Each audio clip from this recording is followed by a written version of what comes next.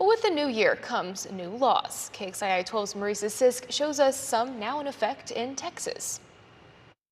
Texas has 33 new laws, ranging from immigration enforcement to housing issues. Senate Bill 8 requires any sheriff's office with an operating jail to cooperate with U.S. Immigration and Customs Enforcement and carry out federal immigration laws. Every sheriff that runs a jail has to actually have this agreement with ICE in place.